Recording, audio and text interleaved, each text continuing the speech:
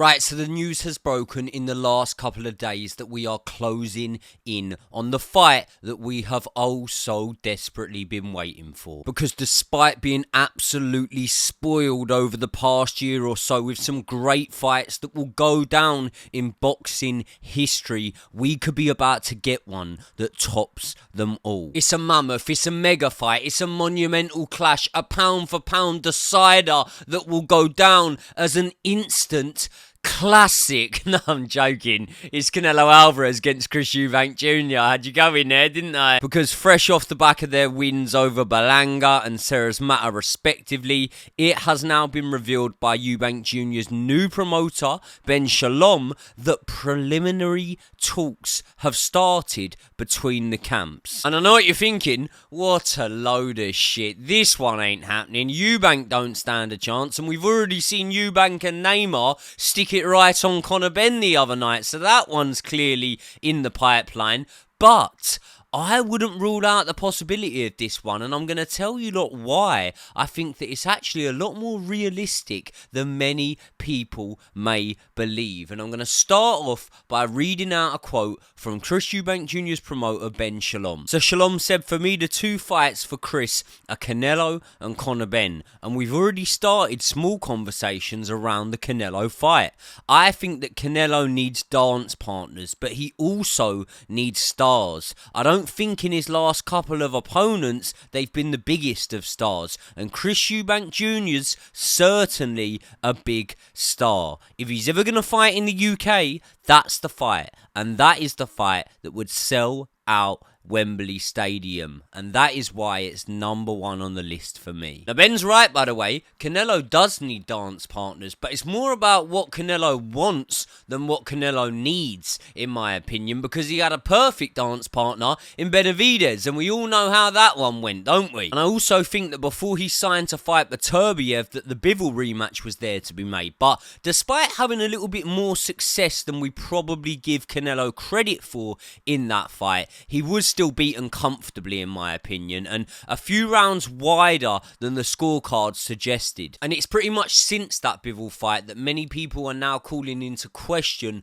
the caliber of opposition that Canelo is pitting himself against. And listen, I don't think anyone out there can seriously dispute the resume of Saul Canelo Alvarez. The near 10-year period from his fight with Mayweather all the way up until his fight with Bivol was absolutely phenomenal. Lara, Cotto, Golovkin twice, Danny Jacobs, Kovalev, Callum Smith, Billy Joe Saunders, Caleb Plant, and then Bivol, amongst so many other credible opponents. I'm not saying there weren't a few gimmies thrown in there, but not everyone's Usyk. Sometimes guys on these pound for pound lists do have the odd Rocky Fielding or Avni Yildirim on their resume, but it's more so the run that he has been on since the Bivol fight that has attracted a lot of attention and attracted a lot of criticism. So let's sit down now and have a little look at it. Off the back of the Bivol loss was a 40-year-old Golovkin that was showing clear signs of deterioration, despite, to be fair, still being good enough, in my opinion, to deserve that trilogy fight, especially with the controversy around the first and even some would say the second fight. And because of that rivalry and the fact that each fight delivered, I'm not gonna moan about the Triple G trilogy. By the way, just a quick one, if you've made it this far into the video, you probably just heard how hard I found it to say the Triple G trilogy, and that is because at the moment I am nursing a severe mouth infection from a sparring session that I had a couple of days ago, so I'm really pushing through the pain here. So if you lot, if you're not already, could do me a massive favour and subscribe to the channel, that would help the pain a lot better. A lot better than all the antibiotics I'm on, by the way. I think it would absolutely take the pain away. So, you be the doctor. Subscribe to the channel, like the video, let's carry on with it. Then Canelo took on John Ryder, who on paper was on a decent run of form. Many people thought that he got robbed against Callum Smith. Then again, many people thought that he robbed Danny Jacobs. And apart from those two standout names, you've got to remember, Ryder had been beaten by Rocky Fielding and Billy Joe Saunders, who Canelo Canelo had already beaten both of. And despite dropping and pretty much dominating John Ryder in that fight, you notice that much like the other 5 fights that have come since the Dimitri Bivol fight, Canelo went the distance in this one. And it was really after the Ryder fight that the warning signs started to kick in, because no disrespect to John Ryder, but you could very much see this as a bit of a gimme. But when you've been a champion as long as Saul Canelo Alvarez and you fought the names that Saul Canelo Alvarez has, maybe you can be given the benefit of the doubt until there is a contender that everyone wants to see you fight. And now was the time to make that fight between himself and 26-0 at the time interim world champion David Benavidez, who had looked both ferocious and skilled in equal measure to that point in his career. Now, more or less all of you lot would have watched David Benavidez fight, but if you haven't, go and have a look at this man on YouTube and you can see exactly why everyone wanted to see this monster of a man take on Saul Canelo Alvarez. And the reason why I feel a lot of people just assume that Canelo only wanted easier fights was because when this one didn't materialize, there wasn't really a whole host of standout names in the super middleweight division that Canelo could be pitted against, or that he hadn't already handed losses to. And listen, I'm no idiot, mate. I understand why Canelo might not have wanted to take on, at this point in his career, David Benavidez. He's a lot taller. Unlike Canelo, although he has grown into the weight, he's actually a natural super middleweight. So much so that he's now up at light heavyweight. He's got a longer reach, 7 years younger, less wear and tear on the body, and you might assume that the weight jump against Bivol opened Canelo's eyes a little bit more perhaps than his fight with Kovalev did. But then it seemed like we were going to get the fight, because Canelo said that he'd fight Benavidez. He made his terms very, very simple. And that was for the fight he would want 150 to 200 million dollars. Now, I'm not going to say it because I'm at a lot of these events now and I don't want Canelo to smash the fuck out of me, but if you lot want to say that he was cashing himself out in the comment section, you can feel free. But what I do know is that's 5 times higher than the amount that he was reportedly paid to fight Jaime Munguia. And we won't even get onto the Jaime Munguia fight yet, but when we speak about that and we look at the fact that Jaime Munguia is a similar age to David Benavidez, similar height, similar reach, you can see where I'm going with this one. But next we've got Jermell Charlo, who on paper was another decent name, had a great record, albeit one that maybe lacked all that many standout names, had shown very good foot and hand speed throughout his career, but was literally jumping up 2 weight divisions for this fight. And maybe in hindsight we could say, well, were the warning signs not there that perhaps Charlo wouldn't fight too ambitious when he's jumping up multiple weight divisions against a guy who is a legit pound for pounder at the time? But let's be honest, not being too ambitious is an understatement. Look, I don't want to come across too harsh, man, and I get that there'll be people in the comments section that say, what do you know? You're a fucking misfits fighter. Who are you to speak about this and speak about that? But ultimately, you choose my job, so I'll speak about whatever I like. And what I feel was that Charlo was on his bike for the entire fight. Never seemed like he was looking to win, and despite fighters like Caleb Plant for periods boxing on that back foot, he showed way more desire than Jermell Charlo did. But the problem again when it comes to critiquing Canelo's resume is Canelo doesn't know that that version of Charlo is going to show up, does he? And if you look at Saul Canelo Alvarez's career, there's been multiple times when he's jumped up a weight division or even jumped up 2 weight divisions, and do you know what he's done? He's still come to fight. He's still come to let his hands go. And maybe therefore he just expected Charlo to box with that same mentality because it's easy and it comes natural to him. So to make it very, very clear, I feel that instead of Charlo, Canelo should have been fighting Benavidez. But on paper, I don't think it was a bad matchup. I think it more came down to the way that the fight played out as to why we perceive it as a disappointing matchup, and therefore maybe why we could say it falls into the cherry picking category. And in fact, when you pick to fight a guy that is 2 weight divisions below you, you got to admit, it kind of is cherry picking, isn't it? Anyway, he deals with Charlo comfortably, has him down in the 7th, wins a unanimous decision, and then we wanted Benavidez again, because he was fresh off the back of beating Caleb Plant, but Canelo chose 43-0 Jaime Munguia, where he dropped and beat his fellow Mexican, and again, I do almost have to stick up for Canelo here because, yeah, it does look like he ducked the Benavidez fight, and I agree, right?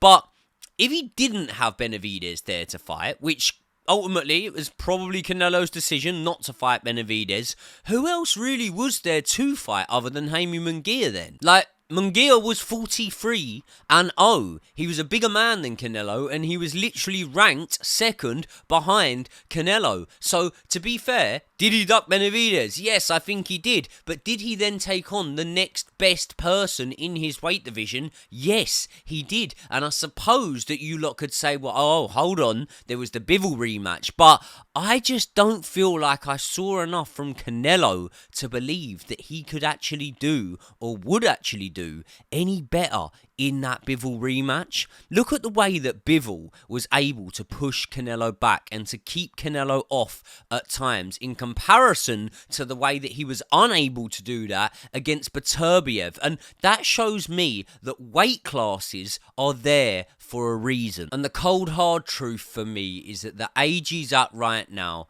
Canelo Alvarez cannot compete with the elite at light heavyweight. It's more of a weight and skill thing for me rather than just completely being about size though, because Canelo managed to pin Callum Smith, Rocky Fielding, Caleb Plants and other tall fighters on the ropes and just beat up on them at times. But against Bivol, he truly found out that against the elite big guys, not an aging Kovalev who had already suffered 3 losses being stopped twice to that point, but against the elite light heavyweights, he just can't hang it. And you know what? He went the distance, didn't he? So I actually need to rephrase that and say that it's not about not being able to hang it. That's a bit harsh. I just don't think that he's good enough to get a win over a Bivol or a Beterbiev. And there's nothing wrong with that either. Canelo Alvarez started his career at 140 pounds. They call it super lightweight now, but back when I was growing up, it was light welterweight. So just to eventually end up challenging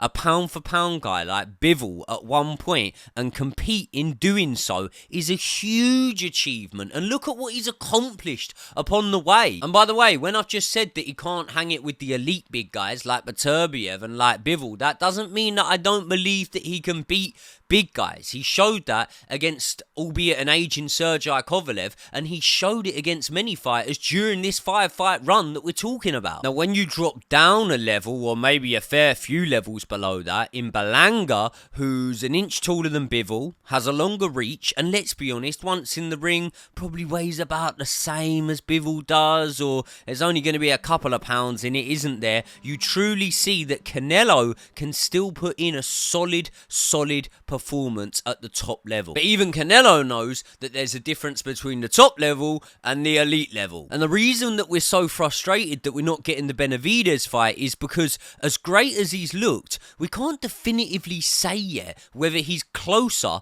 to the Bivol and Beterbiev level or the Berlanga and Munguia level. And that for me is what was so fascinating about it all. But unfortunately, especially now with David Benavidez moving up in weight, it looks like we'll just never know. But the main narrative that started probably around the time of the John Ryder fight and that has continued to progress as Canelo keeps announcing fight after fight is that Saul Canelo Alvarez is cherry picking his opponents. And this is the bit where a lot of you are going to disagree with me, you know, but I don't know if he actually is, because I've always said that two opposing and conflicting things can both exist at the same time and can both have elements of truth to them. And my feeling is that Canelo ducked Benavidez. And I think that he has now accepted that he's not best served going back in for a fight with Dimitri Bivol. But here's where I come back to those two conflicting things being able to exist,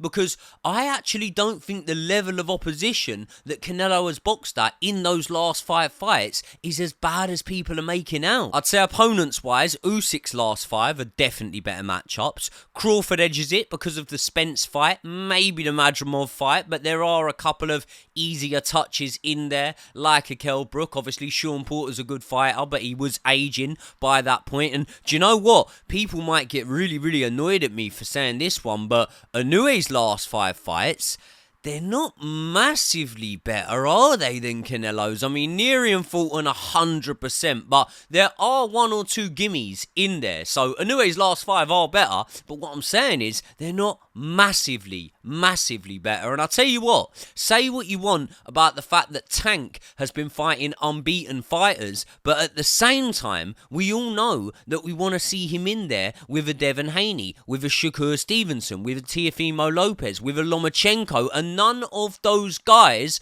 are on Gervonta Tank Davis's record. But Turbiev's just had the undisputed, so you'd say his last 5 are better because he has got that standout one on there. But is Beterbiev fighting Yard much different to Canelo fighting Berlanga or Munguia? I'm not so sure, you know. So when you look at the Ring Magazine pound for pound rankings and see Canelo Alvarez sat there at number 6th, I actually think that's pretty fair. I don't think he belongs at this current moment in time on the run of form that he's on above any of the top 5 guys. But I also don't think there's anyone below him who should be above him. And I also don't agree with the media narrative that Saul Canelo Alvarez is sailing off into the sunset at this stage in his career right now. Especially in his last 2 fights, because Munguia and Berlanga both came to fight and they both came in with winning records. But then we come to the Eubank Jr. fight, and this is where, if it happens, I'm going to have to do a complete U-turn, because for me,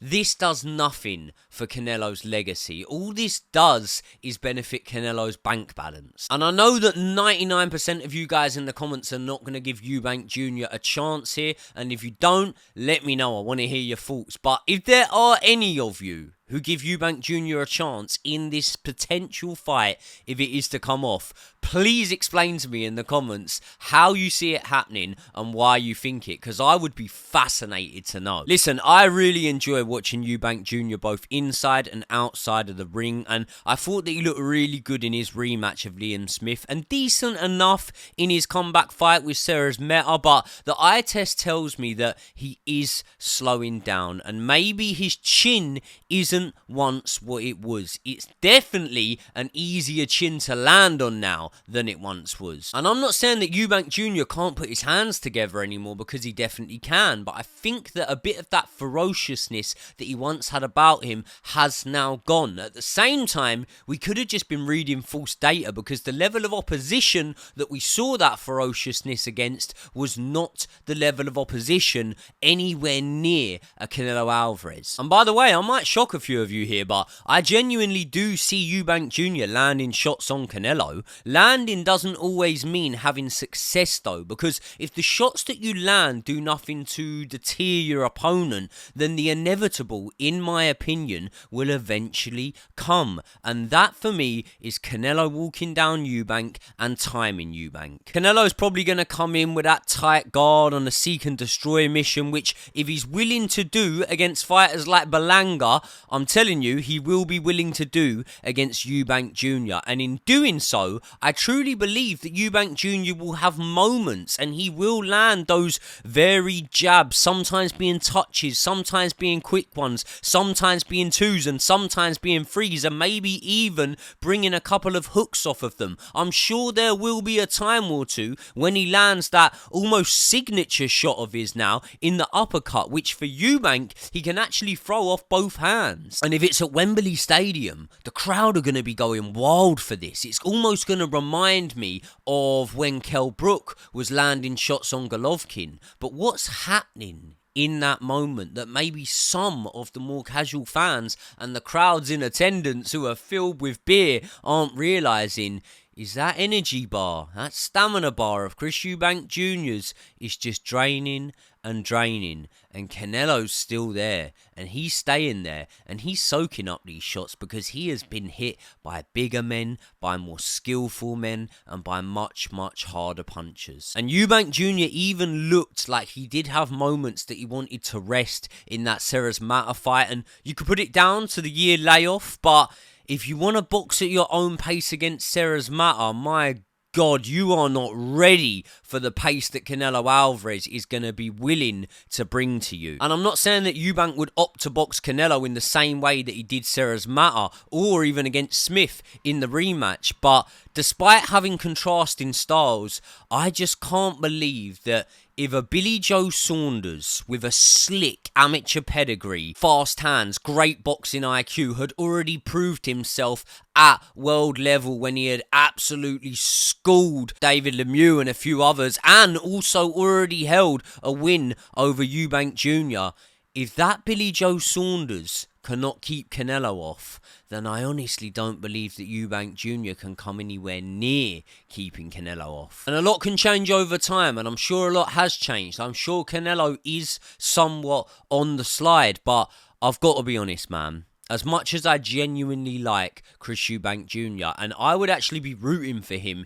in that fight against Conor Benn, I don't think that Canelo has slipped enough for the inevitable, in my opinion, to not happen, and that is Saul Canelo Alvarez stopping Chris Eubank Jr. And when you look at the finances involved, I'm not actually sure that a Canelo fight even pays you that much more than a Conor Benn fight. Like, Eubank Jr. was offered the Canelo fight before, wasn't he? And he said something along the lines of, when you got a guy that's earning 35 to 50 million per fight, the percentage he was willing to give me was just ridiculous and way too small, and that is why they turned it down. So maybe if Canelo decides to work with Turki Al-Sheikh and Riyadh season, then it could outweigh the purse that Eubank Jr. is able to get for the Conor Benn fight. But when you look at what he did to Billy Joe Saunders' face, the injuries that he gave to Callum Smith, and multiple other examples, despite this being an older version of Canelo, maybe it's your last fight when you get in with Canelo. Now, the reports are that Eubank Jr. was set to receive around £3.5 million to fight Conor Benn the first time around, and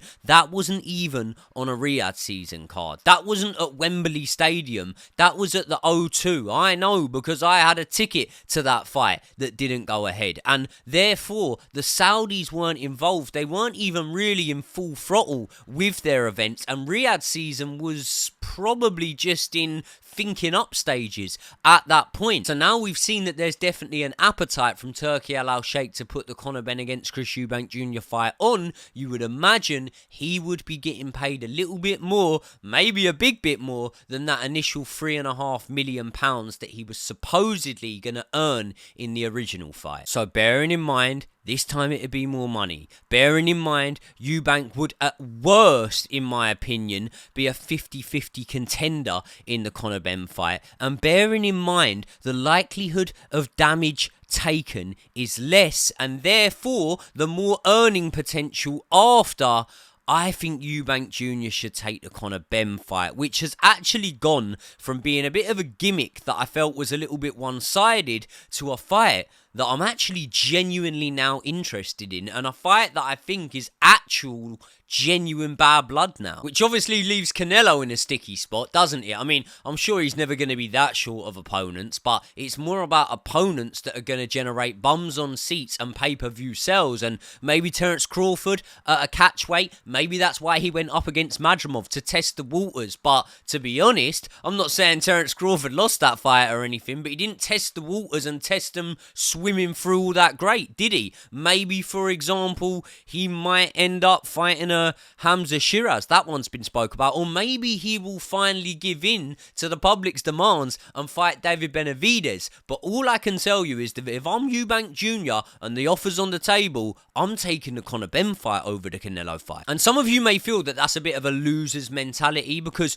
the chance to record a win over Canelo Alvarez would do so much more more for your legacy than the chance to record a win over Conor Benn. But I kind of feel like we all know that Chris Eubank Jr.'s career hasn't really been so much about legacy, has it? It's more been about money. Otherwise, you wouldn't have heard him mention Conor fucking McGregor's name to Turki Al Sheikh in that clip, would ya? So for all the reasons that I've explained, the better business decision for Chris Eubank Jr. would be to go with the Conor Benn fight. But I'm really interested for you lot to tell me what you think. Let me know all of your thoughts in the comment section below. Please subscribe. I'm looking at the analytics. It's about 90% of you that watch my videos that aren't subscribed at the moment, and I'm loving banging out this content for you. So if I am to carry on doing it, I need you lot to subscribe to the channel. Hit the bell so that you get a notification when one of my videos goes live. Like the video if you can, and I will see you all in the next one.